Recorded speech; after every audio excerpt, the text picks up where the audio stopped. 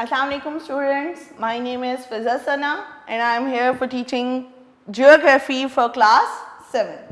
Today is our lecture 6 और जैसे कि आप जानते हैं कि हम लोग इससे पहले अपना चैप्टर नंबर 1 एंड 2 कवर कर चुके हैं. चैप्टर 1 जो कि बेसिकली हमारा अर्थ की इंट्रोडक्शन पे था, उसके बाद हम लोगों ने चैप्टर 2 कवर किया, that is about the denudation. और डेन्यूडेशन में हमने देखा है डिफरेंट टाइप्स जो लेयर्स थी अर्थ की, उसके अंदर क्या चेंजिंग्स आती हैं, किन वजूहात से आती हैं और वह वजूहात और रीजंस क्या थे. उसके अंदर वॉल्केनिज्म भी था, उसके अंदर आपका अर्थक्वेक शामिल था, उसमें हमने प्लेट्स भी पढ़ी अर्थ की और क्या रीजंस हैं, किन इफेक्ट्स की वजह से अर्थक्वेक आते हैं, हमने वो देखा.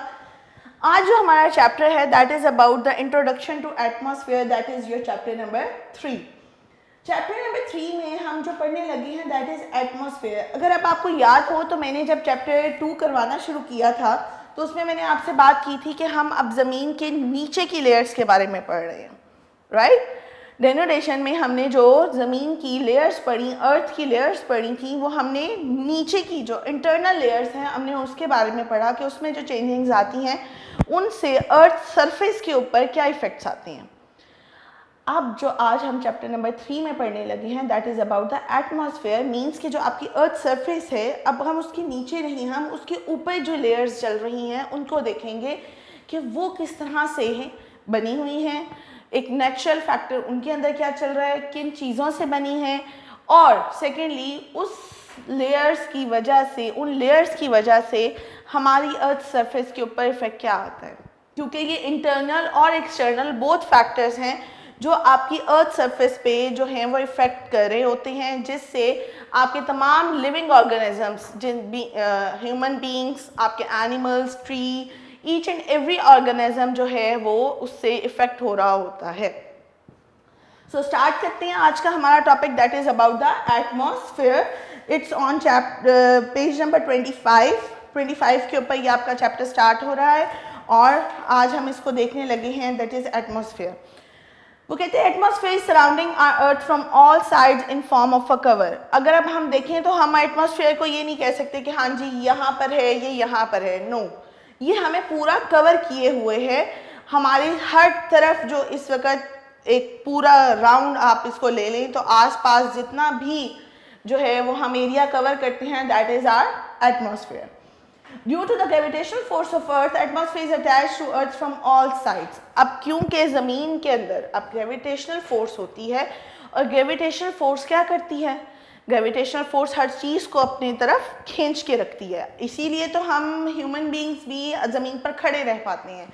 अगर हम स्पेस में जाएं, खला में जाएं, तो आपने कभी देखा होगा कि वहाँ पर जो वो स्पेस शिप्स जाती हैं उसके अंदर जो आपके एस्ट्रोनॉट्स होते हैं वो क्या कर रहे होते हैं, वो उड़ रहे होते हैं, वो कॉन्टीन्यूसली मूवमेंट में होते हैं, उनके पाँव ज़मीन पर नहीं लग रहे होते. वो रीज़न ये होती है कि वहाँ पर आपकी ग्रेविटेशनल फोर्स नहीं होती. ज़मीन के साथ जो सारी चीज़ें यहाँ पर आपको जॉइंट नज़र आती हैं, ये टेबल अगर यहाँ पे मौजूद है, यहाँ पे खड़ा हुआ है, हिल भी नहीं रहा, हवा में नहीं तैर रहा, ये just because of gravitational force. तो वो कहते हैं कि जो एटमॉस्फेयर है आपकी वो भी ज़मीन से जुड़ी हुई है, वो उसको चिपके रहती है क्योंकि ज़मीन के अंदर क्या है, कशिश सकल है, ग्रेविटेशनल फोर्स है.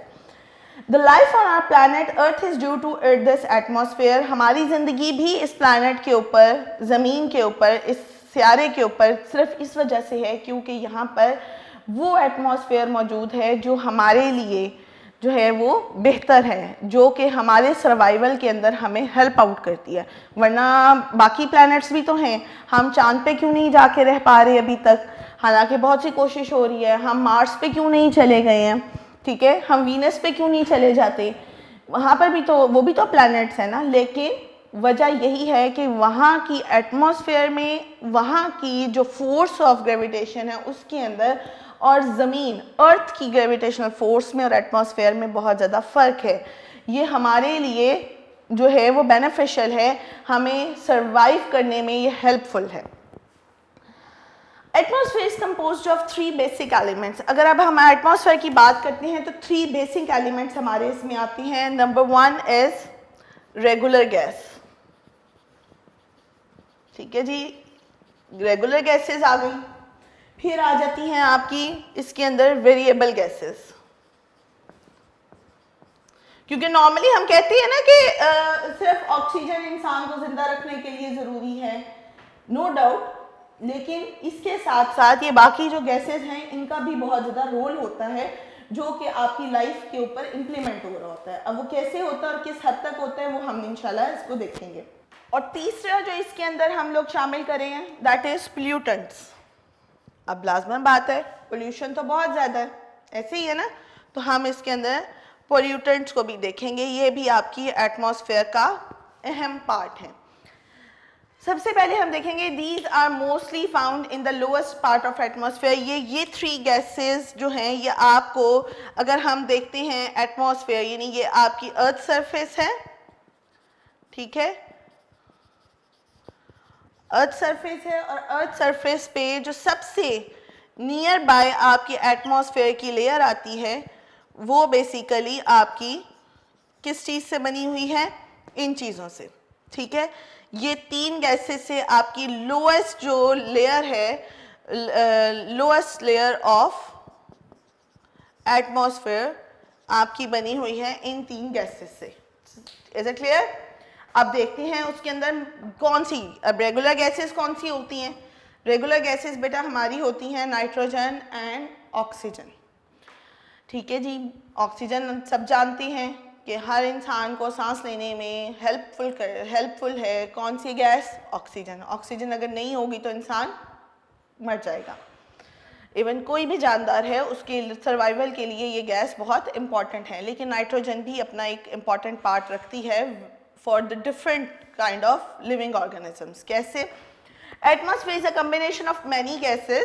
These gases are directly or indirectly necessary for the survival of atmosphere. वो कहते हैं कि ये gases जो हैं वो बहुत ज़्यादा important हैं, different combination है gases का, जिसके अंदर हम 2 जो अहम gases हैं नाइट्रोजन और ऑक्सीजन उसको तो काउंट कर रहे हैं, इसके अलावा भी बहुत सी gases हैं। अब कैसे हैं? वो कहते हैं ये जो gases सारी की सारी हैं वो directly और indirectly जो हैं वो हमें help करती हैं ज़मीन के ऊपर रहने में। एटमॉस्फेयर जो एक क्रिएट होता है जो कि इंसान की सर्वाइवल के लिए ज़रूरी है। वो कहते हैं about 99% of atmosphere consist of only 2 gases. अगर हम 100% जो है वो इसको गैसेस को देखें तो 100% के अंदर जो आपका 99% है ना वो क्या है, वो गैस है आपकी ऑक्सीजन एंड नाइट्रोजन। फाइन। अब ऑक्सीजन और नाइट्रोजन के बाद आपका आ जाता है बेसिकली बाकी क्या रह गया, 1%। 1% is dependent on other gases. बाकी जितनी भी गैसेस हैं उनकी अमाउंट सिर्फ 1% है जो कि रिक्वायर्ड होती है आपकी ज़मीन के एटमॉस्फेयर में, ठीक है। आप इसको देखें, nitrogen, oxygen and the amount of other gases is only 1%। Atmosphere is made up of about 78% of nitrogen and 21% of oxygen. अब अगर हम बात करते हैं कि सिर्फ नाइट्रोजन और ऑक्सीजन की, तो नाइट्रोजन जो है वो हमारे पास और ऑक्सीजन ये 2 चीज़ें हैं, ठीक है। नाइट्रोजन हमारी कितनी है, 78%, ठीक है जी। और ये बाकी ऑक्सीजन हमारे पास कितनी रह जाती है, 21%। यानी अगर हम 99 को डिवाइड करती हैं बिटवीन ऑक्सीजन एंड नाइट्रोजन तो हमारे पास जो रेशियो बन रही है दैट इज 78 एंड 21%। फाइन। तो यहाँ पर अगर आप गौर करेंगे तो आपको पता चलेगा, वैसे तो हम कहते हैं कि ऑक्सीजन इंपॉर्टेंट है तो ऑक्सीजन को ज़्यादा होना चाहिए था, लेकिन यहाँ पे तो नाइट्रोजन ज़्यादा है, ठीक है। पॉइंट है, ज़रा नोट करके रखें, देखते हैं वजह क्या है। Importance of nitrogen. The fertility of soil depends on nitrogen. This gas is necessary for the growth of plant. It helps in controlling fire. अब अगर आप गौर करें तो यहाँ पे वो कह रहे हैं कि जो आपकी सॉइल की फर्टिलिटी है, यानी ज़मीन की ज़रखेज़ी, जो मिट्टी होती है उसके अंदर ज़रखेज़ करना, उसको यानी बहुत ज़्यादा फर्टाइल करना, जिसके अंदर बहुत ज़्यादा अच्छे किस्म के फल, पौधे, दरख्त, कपास, फसलें वगैरह उग सकती हों, वो आपकी हेल्पफुल होती है। किसकी वजह से? नाइट्रोजन की वजह से। वो कहते हैं कि ये जो गैस है ये बहुत ज़्यादा इंपॉर्टेंट है ग्रोथ ऑफ प्लांट्स के लिए। प्लांट्स की ग्रोथ के लिए आपकी नाइट्रोजन बहुत ज़्यादा अहम है। तो अगर आप गौर करें तो हम प्लांट से क्या लेते हैं, ऑक्सीजन, राइट। प्लांट हमें क्या देते हैं? ऑक्सीजन। तो बेसिकली आपकी ऑक्सीजन की अमाउंट को कवर करने के लिए प्लांट्स जो हैं वो उगते हैं, और उनको उगाने में हेल्पफुल कौन सी गैस है? That is nitrogen. आगे देखें जी इंपॉर्टेंस ऑफ, इसके अलावा वो कहते हैं it also helps in controlling fire.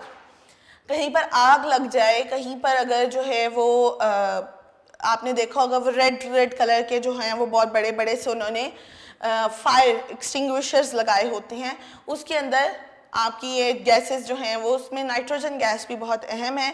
अगर कहीं आग लग जाए तो उस आग को बुझाने में नाइट्रोजन हमारी हेल्प करती है।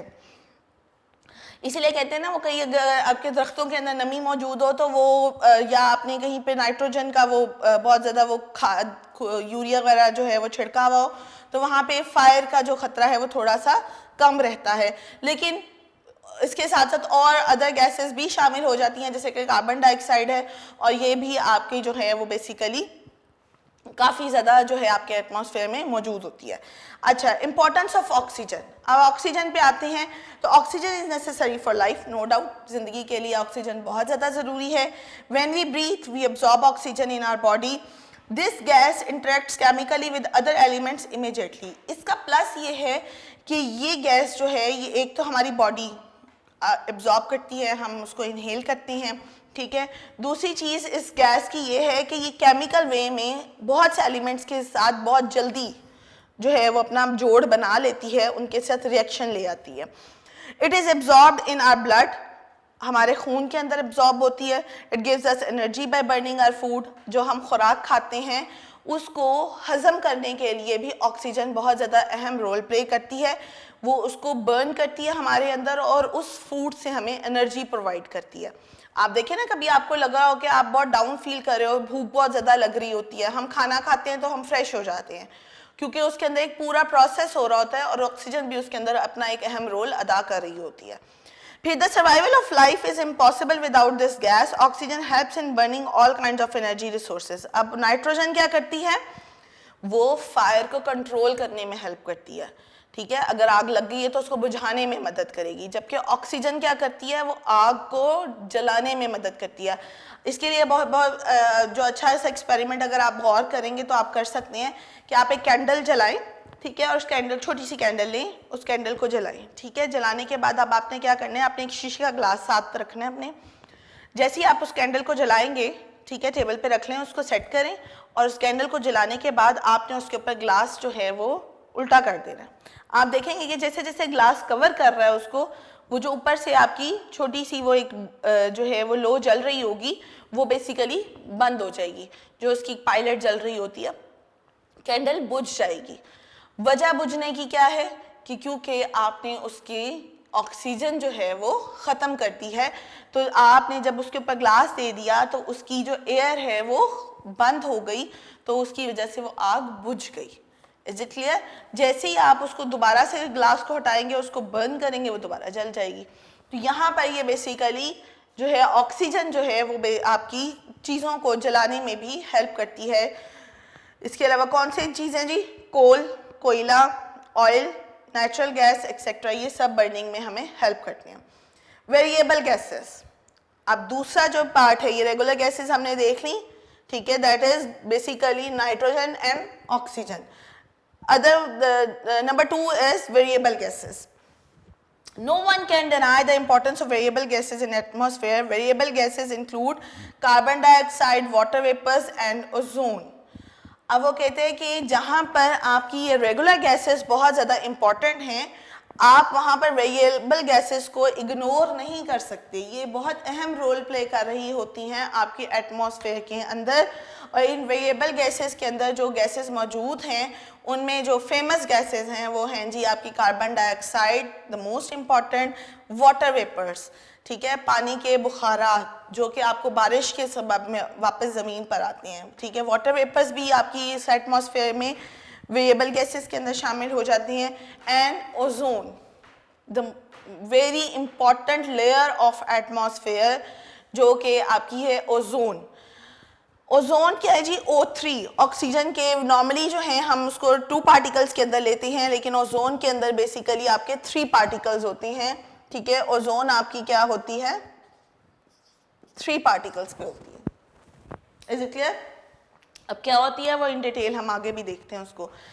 कार्बन डाइऑक्साइड सबसे पहले हम देखेंगे कि वो क्या है। Carbon dioxide is heavier than other gases. अगर हम वेरिएबल गैसेस की बात करते हैं तो उनमें कार्बन डाइऑक्साइड जो है वो दूसरी गैसेस के निस्बत सबसे ज़्यादा हैवी गैस है। हैवी गैस होने की वजह से ये ऊपर नहीं होती है, ये थोड़ी नीचे रहती है क्योंकि वजन ज़्यादा है। The quantity of carbon dioxide has increased about 25% in the last 200 years. इसका एक नुकसान ये भी हो रहा है कि हम जितनी भी ज़मीन के ऊपर हम बीइंग ह्यूमन बीइंग्स एक्टिविटीज़ कर रहे हैं उसकी वजह से हमारा जो ये कार्बन डाइऑक्साइड जो है वो मुसलसल इंक्रीज हो रही है। और वो कहता है कि अगर हम देखें तो 200 साल के अंदर अंदर हमने नॉर्मल जो रेशो है कार्बन डाइऑक्साइड की उसमें 25% इजाफा कर दिया। ठीक है, 25% इंक्रीज हुआ। ये इंक्रीज बहुत सी चीज़ों से होता है। आपके ये जो इस वक्त गाड़ियों से धुआं निकलता है, फ्यूम्स हैं, हम कोयला जलाते हैं, उससे होता है। इसके अलावा हमारी जो नॉर्मल ह्यूमन एक्टिविटीज़ हैं उसमें किसी भी चीज़ को आप बहुत ज़्यादा आग लगा देते हैं, जल जाती हैं, या आजकल जो जिस तरह से भी पिछले दिनों अगर आपने कोई थोड़ा सा नॉलेज हासिल करने की कोशिश करें, साथ साथ जो हमारे बेसिकली जंगलात के अंदर आग लग जाती है उससे भी फ्यूम्स उठते हैं और वो कार्बन डाइऑक्साइड को इंक्रीज करते हैं। तो ये सारी वजूहात हैं जिसकी वजह से कार्बन डाइऑक्साइड की जो अमाउंट है वो कॉन्टीन्यूसली आपके एटमॉस्फेयर में इंक्रीज हो रही है, जो कि कुदरती रेशो से बहुत ज़्यादा बढ़ गई है। The burning of energy sources coal, oil, natural gas, ये सारी जो हैं वो एनर्जी सोर्सेज हैं जिनको आप जलाएं, जब जैसे कि कोयला जलाते हैं, आप ऑयल जलाते हैं, नेचुरल गैस है। ठीक है, फैक्ट्रीज के अंदर बहुत ज़्यादा ये चीज़ों का यूज़ होता है और बहुत ज़्यादा अमाउंट में होता है और उससे बहुत ज़्यादा धुआं निकलता है। फिर ईंटें बनाते हैं, जब आपने कभी आपका शहर से बाहर का गुजर हुआ हो तो बहुत बड़े बड़े वो जो है वो क्लिन्स बने हुए हैं। ठीक है, तो वहाँ पर वो बेसिकली ईंटें बन रही होती हैं, उसके अंदर से बेतहाशा धुआं निकल रहा होता है और वो सारी एटमॉस्फेयर को आपकी आलूदा कर रहा होता है और कार्बन डाइऑक्साइड को आपकी फ़िज़ा में, आपके एटमॉस्फेयर में इंक्रीज़ कर रहा होता है। The burning of energy resources मैंने आपको बता दिया, ये सारी चीज़ें बेसिकली क्या करती हैं, ये स्मोक प्रोड्यूस करती हैं जो कि आपके एटमॉस्फेयर में कार्बन डाइऑक्साइड को इंक्रीज़ कर देता है। Similarly the atmospheric temperature is also rising which is harmful for the survival of life. जितनी अमाउंट कार्बन डाइऑक्साइड की बेटा आपके एटमॉस्फेयर में ज़्यादा हो जाएगी उतनी ज़्यादा आपकी जो एटमॉस्फेयर का टेम्परेचर है वो हाई हो जाएगा। आजकल अगर हम गौर करें तो पहले वो वक्तों में कहते थे ना कि पहले इतनी गर्मी नहीं होती थी, पहले इतना जो है वो प्रॉब्लम नहीं आता था, दरख्त के नीचे भी बैठते थे तो ठंडी हवा लगती थी, लेकिन अब ऐसा नहीं होता। अब हम बाउंड हैं कि हमने बंद रहना है। एयर कंडीशन के अंदर जो है वो एयर कंडीशन रूम्स हैं, हमारे हाउसेस हैं, हम उनके अंदर बंद रहेंगे और उसके अंदर हम लोग जो है वो रह सकते हैं, वरना इतनी गर्मी हमसे बर्दाश्त नहीं होती। वो वजह यही है कि हम लोगों ने खुद अपनी ऐसी कुछ एक्टिविटीज़ हैं जिनसे अपने एटमॉस्फेयर के टेम्परेचर को इंक्रीज़ कर दिया है, जो कि हमसे अब बर्दाश्त नहीं होता। ठीक है, अच्छा जी, it effects global climate. The other variable gas is ozone. जैसे कि मैंने आपको बताया कि ये जो आपकी पोल्यूशन है या जो आपकी कार्बन डाइऑक्साइड गैस है जिससे आपकी अर्थ का टेम्परेचर, एटमॉस्फेयर का टेम्परेचर राइज हो जाता है, ये ओवरऑल पूरी दुनिया को इफेक्ट करता है। ठीक है बेटा, इससे ग्लेशियर्स जो हैं वो पिघलना शुरू होती हैं और ग्लेशियर्स पिघलने का मतलब ये है कि आपका जो साफ पीने का पानी है उसकी क्वांटिटी का कम हो जाना, क्योंकि ग्लेशियर से जो पानी निकलेगा वो बेसिकली सॉल्टी वाटर होगा जो पिघलने के बाद समंदर का हिस्सा बन जाएगा और उसके समंदर के हिस्से बनने से उसका हमारे लिए कोई बेनिफिट नहीं होता, क्योंकि वो एक ह्यूमन बीइंग के लिए या आपके जो लिविंग बीइंग्स हैं, एनिमल्स हैं जो अर्थ पे रहते हैं, उनके लिए वो फ़ायदेमंद नहीं होता। उसके बाद वो कहते हैं जो वेरिएबल गैस है ओजोन 3, इसके ऊपर भी कार्बन डाइऑक्साइड का बहुत ज़्यादा इफेक्ट होता है। इन atmosphere ozone is found about 17 to 50 kilometres above the earth surface. यहाँ पर अगर हम अर्थ सरफेस को देखें, अर्थ सरफेस से हम तकरीबन 17 से 50 किलोमीटर के डिस्टेंस के ऊपर सफ़र करें तो यहाँ से 15 किलोमीटर एंड मोर 70 किलोमीटर्स तक आपकी ओजोन लेयर है। ठीक है, और ओजोन लेयर का काम क्या है ये हम आगे देखते हैं। Importance of carbon dioxide is it is necessary for life. The gas interacts with other gases and make carbohydrates. ये गैस भी इंसानों के लिए भी और लाइफ के लिए, अर्थ के ऊपर ज़िंदगी के लिए बहुत ज़्यादा ज़रूरी है। ये दूसरी गैसेस के साथ इंटरेक्ट करती है और कार्बोहाइड्रेट्स बनाती है। These carbohydrates are necessary for the life of plants and animals. आपके प्लांट्स और एनिमल्स के लिए ये कार्बोहाइड्रेट्स बहुत ज़्यादा ज़रूरी होते हैं। Carbon dioxide absorbs heat and moderates the temperature, और कार्बन डाइऑक्साइड जो है वो हीट को एब्जॉर्ब करती है और आपके एटमॉस्फेयर को मॉडरेट रखती है। अगर वो एक्चुअल जो कुदरत ने रेशो दी है अगर उसमें वो शामिल हो, अगर उसका एक्सेस कर देंगे, उसको बढ़ा देंगे, तो ऑब्वियसली उसके नेगेटिव इम्पैक्ट्स हमें देखने में आते हैं। फिर आ जाती है इंपॉर्टेंस ऑफ ओजोन, जिसको हम बार बार जिक्र कर रहे हैं। ओजोन का मतलब क्या है और किसका काम क्या है? Basically ozone stops the ultraviolet rays coming from the sun to reach earth. ये जो हमने अभी बात की कि 15 से 15 टू 70 किलोमीटर्स आपकी जो एक लेयर है दैट इज ओजोन लेयर, उस ओजोन लेयर का काम क्या है? उसने सूरज की शॉ को, अल्ट्रावायलेट रेज को ज़मीन पर आने से रोकना है। क्योंकि जो सन की रेज हैं जब वो डायरेक्टली ज़मीन के ऊपर पड़ती हैं तो उसके अंदर बहुत सी हार्मफुल रेज हैं जो इंसानों के लिए, प्लांट्स के लिए, एनिमल्स के लिए जो है वो नुकसानदेह होती हैं। वो आपकी स्किन को बर्न कर सकती हैं, स्किन कैंसर जैसे जो हैं वो प्रॉब्लम्स खड़े हो जाते हैं और वो इंसान के लिए अच्छी नहीं होती। तो ये अल्लाह ताला का एक निज़ाम है कि उसने एक ऐसी लेयर जो है वो एटमॉस्फेयर के अंदर बिछा रखी है that is called ozone layer O3, जो कि उन सन रेज को, जब वो सन से रेज आती हैं तो वो रेज जो हैं वो अल्ट्रावायलेट रेज यहीं पर रुक जाती हैं और वो रेज सिर्फ हम तक ज़मीन पर पहुंचती हैं जो कि हमारे लिए बेनिफिशियल हैं, जो कि हमारे लिए ज़रूरी हैं। प्लांट्स के लिए, एनिमल्स के लिए, ह्यूमन बींग्स के लिए जो रेज ज़रूरी हैं वो सिर्फ छन के वो रेज नीचे आती हैं। अल्ट्रावायलेट रेज जो हैं वो ओजोन लेयर जो है वो रोक लेता है, वो ऊपर ही रह जाता है। जैसे चाय छानते हैं तो चाय की पत्ती जो है वो छाननी के अंदर रह जाती है ना और चाय बाहर आ जाती है, बिल्कुल वो वाली सिस्टम है कि वो जो चाय छाननी है दैट इज़ ओजोन और उसके अंदर वो जो चाय की पत्ती है दैट इज़ अल्ट्रावायलेट रेज, और जो चाय नीचे आ गई है वो रेज हैं जो हमारे लिए फ़ायदेमंद है। Is it clear? इसको आगे देखें। If ozone is not present in atmosphere, the high energy ultraviolet rays will become a danger for life on earth. अगर ये ओजोन लेयर ज़मीन पर ना होती तो क्या होता कि आपके अल्ट्रावायलेट रेज डायरेक्टली ज़मीन पर आती और उनके डायरेक्टली ज़मीन पर आने की वजह से ज़मीन के ऊपर जो लाइफ है, ज़िंदगी है, उसको ख़तरा लाक हो जाता। Such high energy raise can cause skin cancer and eye disease. In ultraviolet rays के आपको स्किन कैंसर भी हो सकता है इंसानों को, और इसके अलावा आइज़, आँखों की डिजीज़ भी हो जाती है। आप देखें अभी पिछले दिनों ही जो है वो आपका जो है वो सोलर एक्लिप्स था, राइट? अब उसको देखने के लिए स्टॉप किया गया था क्योंकि वो आइज़ को इफ़ेक्ट करता है, बनाई जा सकती है आपकी, ठीक है। वो वजह यही है कि ये रेज जो हैं क्योंकि लाइट है हम इसको देखते हैं और इसके देखने की वजह से अगर अल्ट्रावायलेट रेज होंगी तो वो क्या होगी, वो बेसिकली हमारी आई की डिजीज़ को फैलने में हमें जो है वो ज़्यादा रोल प्ले करेगी। Ozone filters these ultraviolet rays before sending other rays to the earth. Ozone क्या करता है, मैंने बताया कि वो फिल्टर कर देता है अल्ट्रावायलेट रेज को ज़मीन पर आने से पहले ही। यहाँ पर ये आपकी ओजोन लेयर का पूरा रोल है जो कि एक कुदरती निज़ाम है, जो एक नेचुरल एटमॉस्फेयर का पार्ट है। उसके बाद आ जाए जी नंबर 3 दैट इज़ पोल्यूटेंट्स। ठीक है जी, पोल्यूटेंट्स यानी पोल्यूशन भी आप इसको कह सकते हैं, आलूदगी। Air contains pollution. Minute particles are suspended in air. The smoke from factories and vehicles contain huge amounts of carbon monoxide, sulfur and carbon dioxide. बहुत ध्यान से देखें कि वो कहता है कि आपकी हवा, एयर जो है वो हर वक्त आलूदगी को अपने अंदर कंटेन रखे हुए है, अपने अंदर समेटे हुए हैं। छोटे छोटे पार्टिकल्स की फॉर्म के अंदर ये आलूदगी, ये पोल्यूशन जो है वो ज़मीन हवा के अंदर जो है वो लटक रहा होता है, सस्पेंड हुआ हुआ होता है। ये स्मोक कहाँ से आती है? फैक्ट्रीज से आती है, व्हीकल से, गाड़ियों से धुआं जो निकलता है हर तरह का वो उसके अंदर शामिल होता है।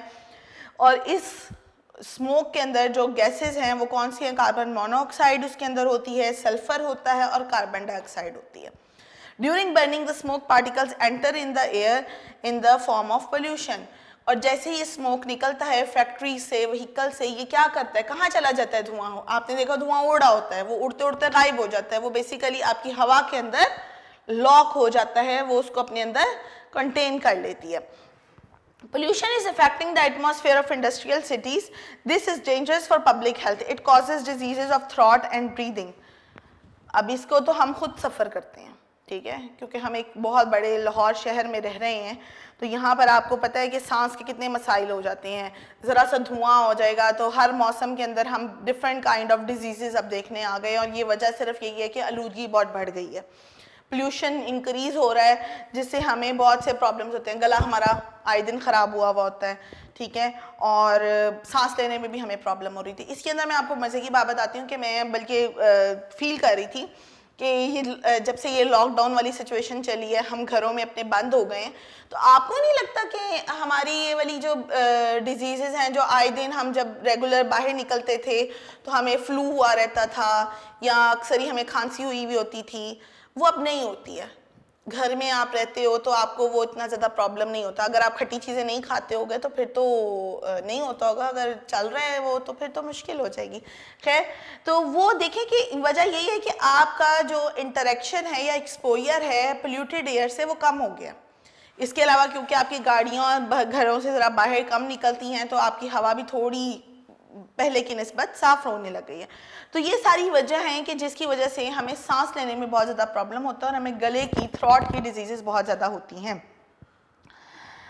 Pollution also contains gases which rise up in atmosphere and finish the ozone. Gas pollution जो है वो इसके अलावा और भी गैसेस रखती है, लेकिन वो एटमॉस्फेयर के अंदर जो है वो एब्जॉर्ब होती हैं और ऑक्सीजन को कम करती जाती हैं। ऑक्सीजन जो पहले ही हमारे पास कितनी है, सिर्फ 21%, ठीक है, और जब हम उसके अंदर पोल्यूशन को ऐड करते हैं तो वो ऑक्सीजन मज़ीद कम हो जाती है, जिससे हमें सांस लेने में प्रॉब्लम होती है।